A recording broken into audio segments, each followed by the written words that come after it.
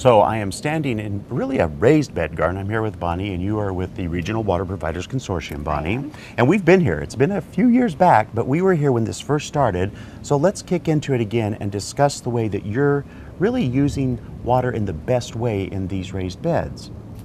Yeah, so what I've done is I've put together a drip irrigation system to water these 2 troughs and then a couple of different pots along the driveway here. And I wanted to make sure that I was applying water down at the root zone and also making sure that I wasn't spending a lot of time watering, but my plants were getting enough water. And, you know, we said this before, but now you have some experience. You actually did put a lot of this together, didn't you, this system? I put the whole thing together, yes. And you had some intimidation because this isn't really what you do. It is. How has it worked out?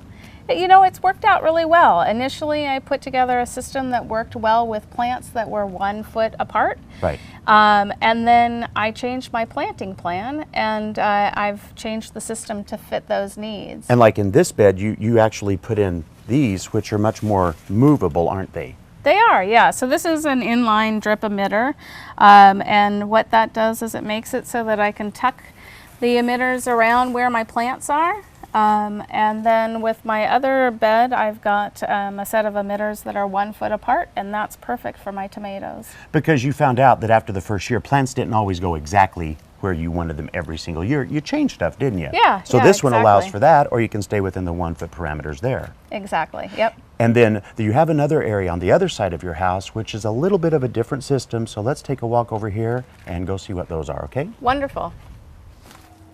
Okay, Bonnie, now we are literally on the exact opposite side of the house, and it's a lot warmer in the afternoon here. It is, yeah. So we're on the west side of the house, and I've put in a soaker hose into this bed. And the soaker hose runs the length of the bed back and forth. About 50 feet worth of soaker hoses in here, and they're in rows about 6 inches apart. So you pretty much just S-ed it back and forth like a curvy road.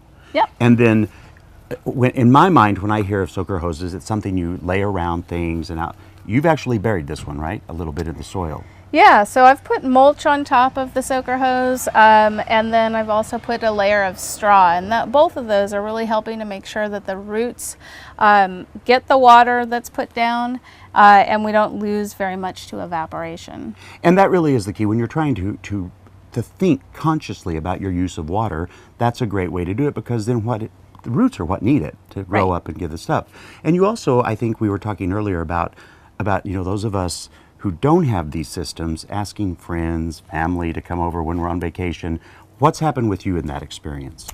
Yeah, so before I put in these systems, I would beg and borrow and get anybody to come over and water, and it was kind of a struggle. And now, literally what I can do is just put together a little instructions, and within 15 minutes, my friends are here and gone. Because it really is now, you have this stuff set on timers where you want them. All they're doing is turning the faucet on for X amount of minutes, whatever you tell them, turning it off, and they go away. Then, not the plants, the people. Right. On to better things. So if you want more information on this, you can go to gardentime.tv. We'll click you over to the Regional Water Providers Consortium, and you can get all the systems set up for the perfect garden in your own place. Thank you so much, Bonnie. Thank you.